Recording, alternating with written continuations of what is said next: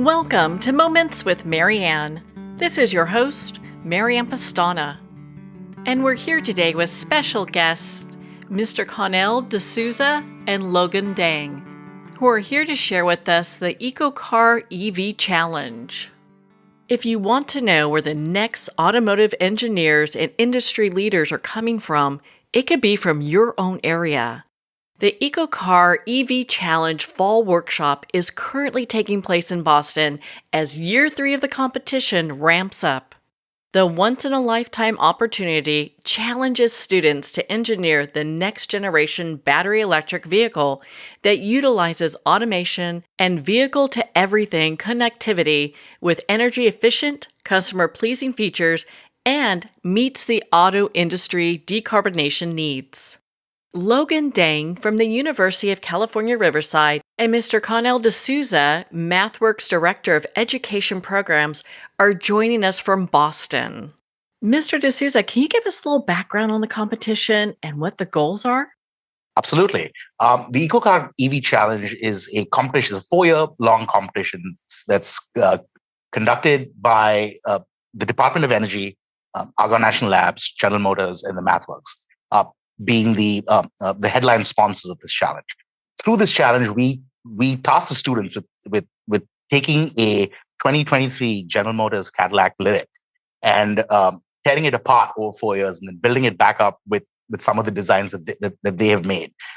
What we challenge the students to do is to remove the propulsion control module from the car and replace it with a SpeedGo computer, a SpeedGo real-time machine, to essentially control all the motors of the car with the new motor configuration that these teams have put together.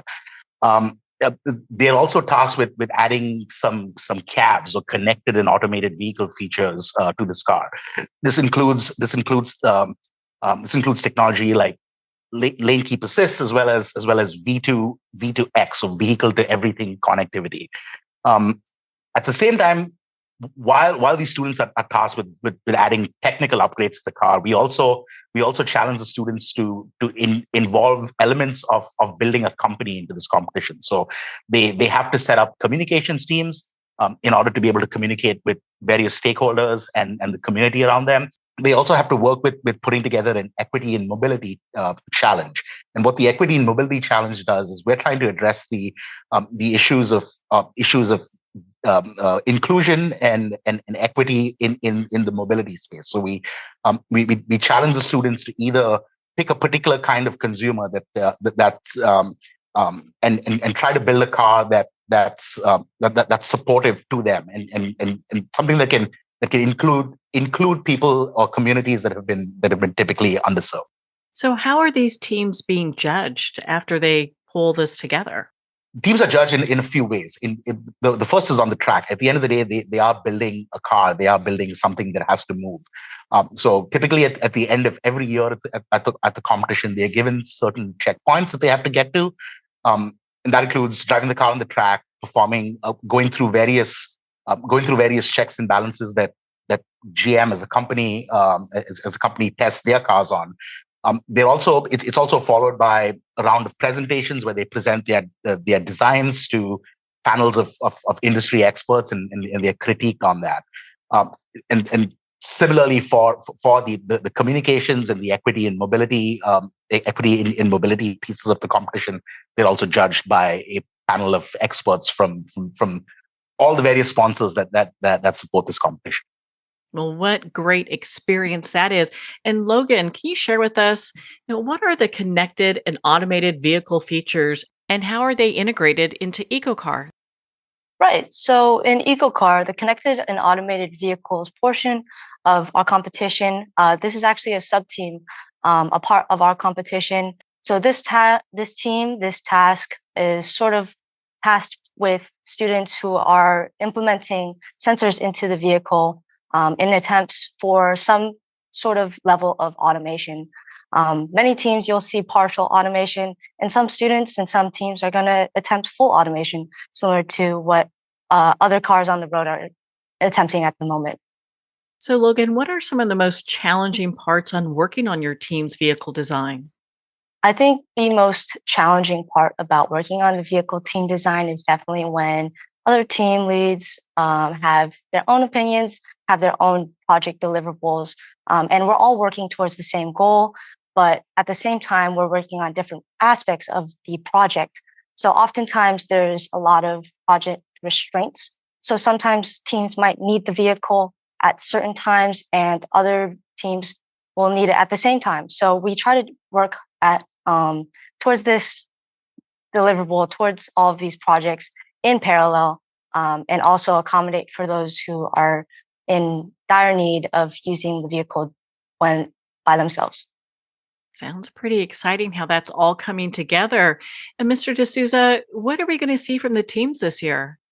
I think year three is all about making sure the designs that they've come up with over years one and two are refined, right? They have to put their designs to the test, hopefully break a few parts along the way, and refine and fix their designs from there.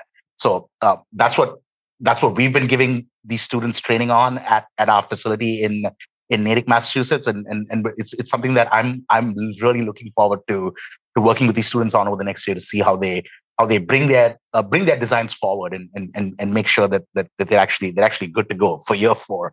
It sounds like it's a lot of work in prepping for this. Do they work directly with you in being able to move this forward?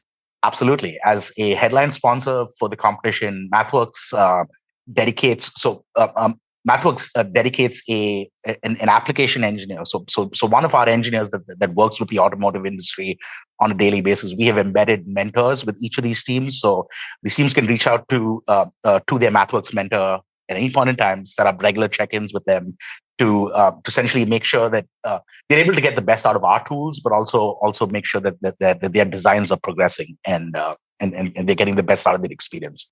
So, Logan, what do you think students gain from being involved in this challenge?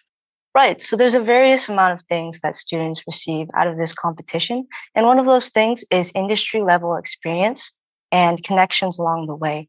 So with the industry level experience, I believe that EcoCAR EV Challenge, it's a great way to introduce students to the industry, to industry level experiences, and it'll allow students the opportunity to connect with members of the industry. I've often spoken with a bunch of my colleagues who have gotten the experience to work directly with these sponsors and be hired post competition. So these students are getting industry level experience and possible internships and jobs out of the vehicle competition, which is a great opportunity for us. Oh my gosh, that sounds like such great experience. Now, how are these students chosen? Right. So these students, they constantly reach out and make connections with their sponsors. For example, our headline sponsor, MathWorks. We have our mentors, such as what Connell was sort of speaking on a little earlier. We also have sponsors and mentors with GM directly. So we speak with our mentors. We express our interests and our needs.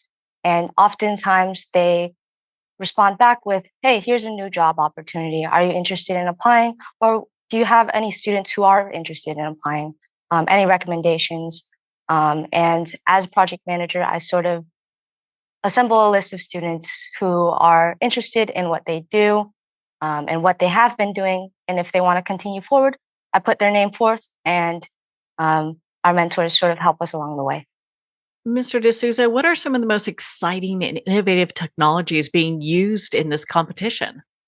I think electric vehicles in general is just such an exciting technology. There's been a lot of work that's done in the past, but there's a lot more work to do in the future. I think something that we as the MathWorks strive for is sustainability and electrification is one of the big investment areas for us moving forward, and we're excited to see how this technology how through these students this technology can be brought forth through to the masses. Because we've got a lot of work to do in that space. So, what is the website that people can go and learn more about this competition? The website that you can go to learn about this competition is avtcseries.org.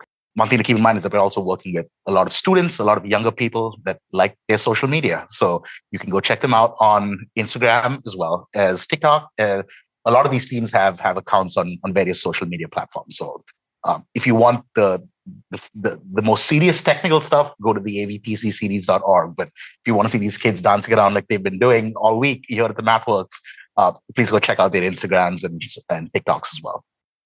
Well, thank you both for taking the time to be on the show with us here today. Thank you. Thanks. Well, we're at the end of our time today. I'd like to thank everyone for tuning in. You've been listening to Moments with Marianne, where we make every moment count.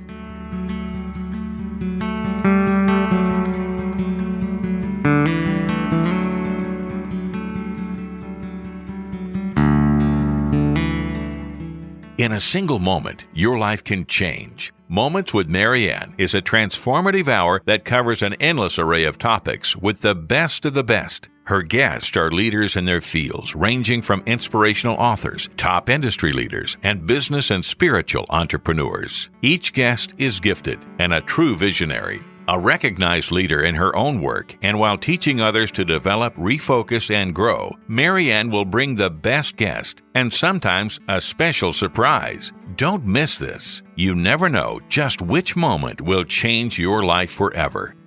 Make sure to tune in and visit momentswithmarianne.com for more information.